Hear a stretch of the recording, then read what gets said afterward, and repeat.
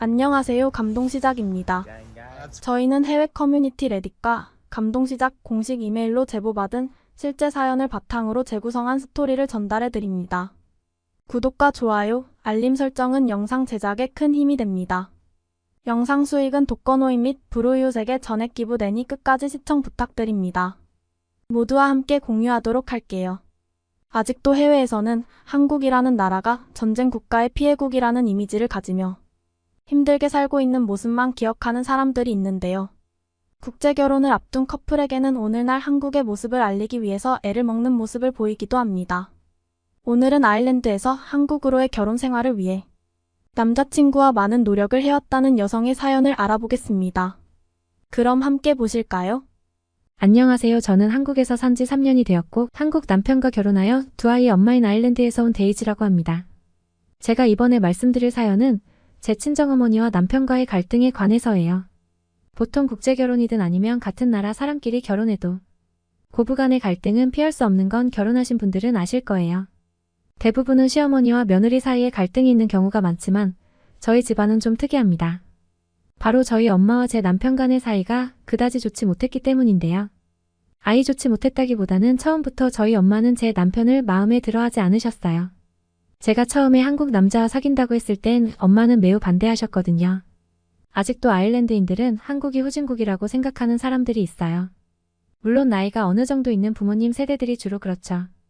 요즘에는 인터넷의 발달로 대부분 젊은 사람들은 한국의 문화를 좋아하고 한국이 국제적으로도 잘 살고 있는 나라라는 것쯤은 알고 있어요. 하지만 아일랜드의 부모님 세대는 2030년 전에 지금처럼 발전한 모습이 아닌 경제적으로 어려운 모습에 한국만 기억하는 사람들이 많은 건 사실이에요. 제가 처음 한국 남자와 사귀고 있다는 사실을 말씀드렸을 때도 저희 엄마는 부정적이셨습니다. 국제 연애를 하는 것도 마음에 들지 않은데 거기다 한국 남자라고 말씀을 드렸더니 시큰둥하시더라고요. 대체 왜 못 사는 나라의 사람과 만나서 고생하려고 하냐면서요. 그러면서 사귀는 건 뭐라 안 하겠지만 더 깊은 관계로는 가지 말라고 하셨어요. 결혼은 안 된다는 말을 돌려서 하신 거였죠. 하지만 저는 한국이 너무 좋았습니다. 사실 아일랜드를 포함해서 대부분의 유럽에서는 한국 문화를 좋아하지 않는 국가는 없다고 생각해요. 젊은 학생들은 K-팝을 매일 들으며 살고 있고 2030대 청년들은 한국의 드라마와 영화를 즐겨보는 문화는 이제는 당연한 모습이거든요. 저 역시 한국의 문화를 사랑하고 또한 동경했기 때문에 고등학교 시절부터 한국어를 공부했었죠. 그랬기에 대학 시절 한국으로 어학연수를 떠난 이유였기도 하고요. 제가 한국으로 어학연수를 갔을 때 정말이지 외국인 학생들이 너무나도 많았어요. 신촌 거리를 지날 때 보면 어떤 날은 외국인들만 눈에 띄는 날도 있을 정도였는데요. 그런 모습들을 보며 저는 제 선택을 후회하지 않았습니다. 제가 한국어를 공부하고 문화를 공부한다는 것은 제 미래에 투자한다고 생각했어요. 사실 아일랜드가 세계적으로 부유한 나라이고 선진국의 이미지가 있는 것은 사실입니다. 하지만 그만큼 국가에 내는 세금도 많고 물가도 엄청나게 비싸거든요. 아일랜드인은 자국의 살인적인 물가 때문에 여행을 다른 해외로 가는 경우가 상당히 많습니다. 저 역시 아일랜드를 떠나 한국에서 살면서 한국에서의 용돈 지출이 훨씬 적었어요. 물론 지금의 한국은 예전에 비해 물가가 높이 상승했다고는 하지만 아일랜드의 물가는 체감상 한국의 3배 정도는 되는 것 같아요. 그렇기 때문에 아일랜드에서 급여가 높더라도 저축하는 것은 너무나도 힘든 일이죠. 저는 한국에서 지내며 아일랜드보다 한국에서의 삶이 더 좋다는 생각이 매일같이 들었습니다. 그랬기에 한국 남자친구를 만났을 때도 저는 한국에서의 결혼 생활을 꿈꿔왔어요. 물론 저희 엄마는 무조건 반대를 하실 거라는 것은 이미 알고 있었지만요. 하지만 저는 한국에서 어학원을 졸업하고 바로 한국 기업에 취업했습니다. 내 인생은 내 것이라는 생각을 가지고요. 제가 고향인 아일랜드로 3년째 돌아가지 않자 엄마는 저에게 언제 돌아올 거냐고 물으셨어요. 저는 입이 쉽게 떨어지지 않았습니다. 한국에서 결혼하고 살고 싶다는 말씀을 도저히 드리기가 어려웠어요. 그런 엄마의 질문에 저는 일단은 조만간 돌아갈 거라는 말만 되풀이했습니다. 원래 계획은 그 당시 저희 한국 남자친구와 아일랜드의 집에 찾아가서 엄마와 아빠에게 제 결혼 소식을 들려드리러 갈 계획이었습니다. 결혼이라는 것은 중대한 사안이기 때문에 직접 찾아뵙고 말씀드리려고 했죠. 그렇게 저와 제 남자친구는 아일랜드의 부모님께 향했습니다. 그 당시 제 남자친구는 중소기업에 다니고 있었어요. 하지만 전문직이어서 그런가 30도 안 된 나이에 높은 직급과 연봉을 받고 있었죠. 충분히 미래가 보이는 직종이라고 생각했습니다. 남편 역시 자신이 하는 일에 대해 자부심이 있었고요. 그렇게 자기가 하는 일에 몰두하여 미래를 그려나가는 남자친구의 모습에 반했던 것 같아요. 그렇게 제가 사랑하고 있는 남자친구는 드디어 저희 부모님을 만나게 되었습니다. 참고로 저희 엄마 성격은 겉으로 보기에는 너무나 친절하다고 생각될 정도로 예의를 갖춘 분이에요. 한마디로 웃으면서 독설을 날리는 스타일이죠. 그런 엄마가 남자친구를 만나서 시종일관 웃으면서 얘기하는 모습을 보며 저는 엄청나게 마음에 들지 않나 보다 했습니다. 남편은 일본어를 어느 정도 할 줄은 알았으나 저희 엄마는 영어와 프랑스어를 조금 정도만 할 줄 알아서 둘만 있을 때는 대화가 되지 않았어요. 그래서 저희 엄마가 하는 말을 제가 통역했어야만 했는데 엄마가 제 남자친구에게 하는 말 중에는 한국을 무시하는 성향의 단어들도 있었기 때문에 저는 최대한 표현을 순화하며 통역을 했습니다. 식사를 마치고 저는 본격적으로 저와 제 한국 남자친구와의 결혼에 대해 말씀을 드렸습니다. 물론 예상하고 있었지만 저의 이런 발언에 부모님은 표정이 굳으셨어요. 그러면서 엄마는 말씀하셨습니다. 너희가 결혼하는 건 내가 반대한다고 해서 안 할 것도 아니니 그건 너희들 좋을 대로 해라. 하지만 결혼하고 나서 아일랜드에서 살아야 해. 그래도 한국보다 훨씬 더 선진국인 나라에서 사는 것이 너희 둘에게는 더 좋을 테니까 말이야. 저는 어떻게 통역을 해야 할지 몰랐어요. 그 어떤 표현을 써도 한국을 깎아내리려는 엄마의 의도를 저는 미안한 마음을 갖고 남자친구에게 통역을 해줬습니다. 물론 남자친구는 사전에 엄마가 한국에 대한 인식이 좋지 않다고 미리 말을 해놨기에 예상은 했지만 그런 말을 듣고는 살짝 흥분하는 표정이 보이더라고요.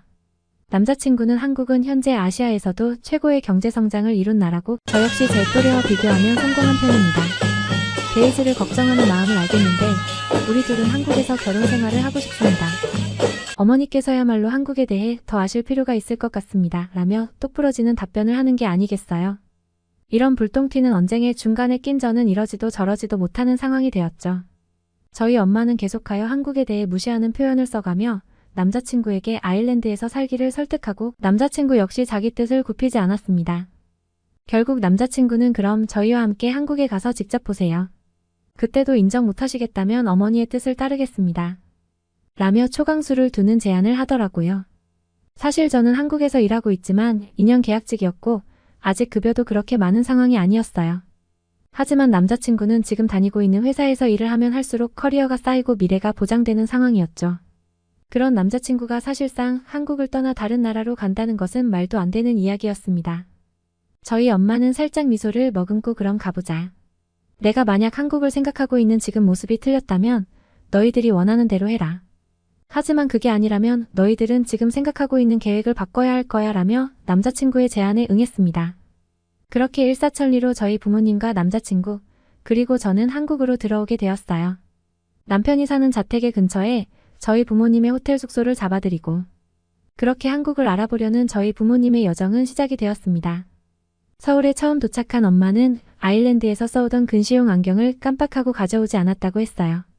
당장 서울을 돌아다녀야 하는데 사물이 제대로 보이지 않으니 걱정이었죠. 남자친구는 곧바로 근처의 안경원의 엄마를 모시고 갔습니다.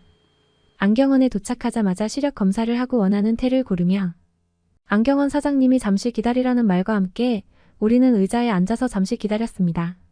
엄마는 한국은 안경 맞추는데 얼마나 드느냐고 물으시는 거예요. 그러자 남자친구는 아까 보신 테로 맞추면 한 10만 원이면 살 수 있다고 하네요 라고 하니까 엄마의 얼굴은 당황하는 기색이 역력했습니다. 새 안경을 10만 원에 살 수 있다고 한 게 큰 충격이었나 봐요. 사실 아일랜드에서는 인건비가 매우 비쌉니다. 사람의 노동이 들어가는 업무는 모두 다 비싸다고 생각하면 되는데요. 이번에 방문한 안경원 같은 경우도 만약 아일랜드에서였다면 시력 검사, 안경알 2개, 폐, 그리고 가공하는 단계까지 모두 인력으로 처리하는 부분이라. 새 안경을 받고 계산하려고 보면 150만 원 이상 나오는 경우도 흔하기도 해요. 물론 이 비용도 많이 비싼 건 아니에요. 심지어 아일랜드 젊은이들은 아일랜드에서 안경 맞추는 돈으로 한국에 가서 여행하고 새 안경을 맞추고 와도 돈이 남을 거야 라는 우스갯소리를 하기도 합니다. 그렇게 한국에 대한 첫 경험을 하고 난 엄마는 약간 놀라신 듯 했어요. 새 안경을 막상 써보니 아일랜드에서 썼던 안경과 비교해 디자인, 품질 등 큰 차이가 없었고 심지어 더 견고하게까지 했으니까요. 안경원을 나와 우리는 식사를 하러 괜찮은 음식점을 찾으러 돌아다녔습니다. 엄마는 번화가를 걸으며 화려한 간판들을 보고 대체 여기는 뭔데 이렇게 많은 식당이 있는 거야 라고 물으셨어요. 저는 원래 한국에는 다양한 메뉴가 있고 먹는 것 또한 한국인에게는 큰 즐거움이라고 말씀드렸습니다. 아일랜드에서는 음식의 메뉴들이 참 단순한 편이에요. 치즈, 감자, 빵, 고기, 샐러드 대부분 이 정도에서 식사가 끝나는 편이 많습니다. 저 역시 한국에 와서 살이 조금 쪘어요. 대부분의 외국인은 한국에 방문하고 나서 살이 찐 경험을 했다고 해요. 세계의 다양한 음식을 판매하는 식당들이 많고 한식 자체로도 맛있으니 한국에 온 외국인들이 살이 찌지 않는 게 이상할 지경이었죠. 그렇게 첫날을 보내고 저와 저희 부모님은 숙소로 향했습니다. 엄마는 저에게 이상하게 한국에 와서 평소에 달고 살던 기침을 안 하는 것 같다라고 하셨는데요. 생각해보니 한국에 도착해서 담배 냄새를 거의 맡지 않아서 그런가 싶었습니다. 아일랜드는 아직도 공공장소에서 흡연이 가능한 나라예요. 심지어 마약에 대한 접근성도 쉬운 편이죠. 대마로 만든 음료수가 있을 정도니 길거리를 돌아다니면 여기저기 뿜어져 나오는 담배 연기로 인해 저희 엄마는 기관지가 좋지 않았거든요. 그런데 서울에 도착한 지 단 하루 만에 기침을 안 하시게 된 거였죠. 그렇게 저에게 표현만 안 했을 뿐이지 엄마는 숙소에 도착해서도 많은 고민에 빠진 모습이 보였습니다. 둘째 날이 되어서도 우리 가족은 서울을 돌아다니며 그동안 엄마가 가지고 있었던 한국의 부정적인 인식을 바로 잡아드렸어요. 아일랜드에서는 아까 말씀드린 대로 사람의 노동력이 들어가는 서비스는 모두 비싼데요. 예를 들어 아일랜드 미용실에서 남성 헤어컷 가격은 약 5만 원 정도입니다. 기본적인 헤어컷 말이에요. 한국도 물론 다른 아시아에 비하면 물가가 싼 나라는 아니죠. 하지만 만약 비슷한 월급을 받고 아일랜드와 한국 두 나라에서의 삶을 비교한다면 저는 한국에서의 삶을 살고 싶다고 말씀드리기도 했어요. 저는 엄마에게 한국은 이제 엄마가 예전부터 생각해왔던 못 사는 나라가 아니에요. 저는 오히려 삶에 대한 만족도가 한국에서 사는 게 더 큰걸요. 아일랜드 사람들은 감정에 솔직하고 직설적인 편이에요.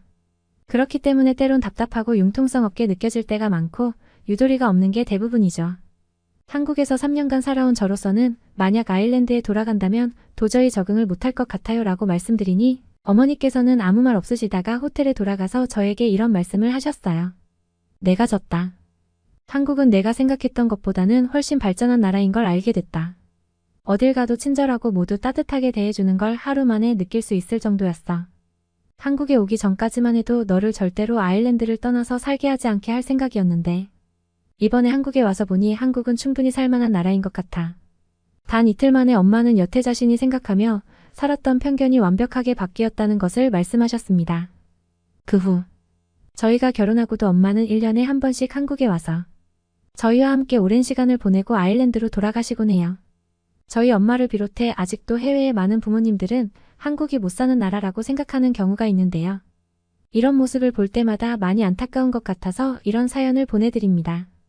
이제는 한국 아이 엄마가 된 저는 아일랜드인이 아닌 한국 엄마로서 행복하게 살아가고 있어요. 한국에 계신 외국인 엄마들 모두 힘내세요. 오늘의 사연은 어떠셨나요? 아직도 한국을 전쟁 직후의 개발도상국으로만 알고 있는 외국인들이 가끔 보이는데요. 사실 직접 와보지 않고서야 제대로 된 한국의 모습을 알기는 어려운 부분이죠. 이렇게 본인의 남편과 그리고 한국을 위해 자기 엄마의 편견을 일깨워줄 정도로 열심히 한국을 알려준 데이지 님이 앞으로도 더욱 행복하게 살길 바랍니다.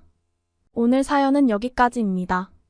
시청해주셔서 고개 숙여 진심으로 감사드립니다. 저희 감동시작은 실제 사연 제보를 받고 있습니다. 채택되신 분께는 선물도 드리고 있습니다. 저희의 사연이 여러분의 하루에 작은 힘이 될 수 있었으면 좋겠습니다. 지금까지 특별한 한국의 이야기를 전해드리는 감동시작이었습니다. 구독과 좋아요를 눌러주시면 영상 제작에 큰 힘이 됩니다. 감동적인 사연을 주변 사람들에게 공유하고 함께 이야기 나눠보세요. 끝까지 시청해주셔서 감사합니다. 더욱더 좋은 영상으로 찾아뵙겠습니다.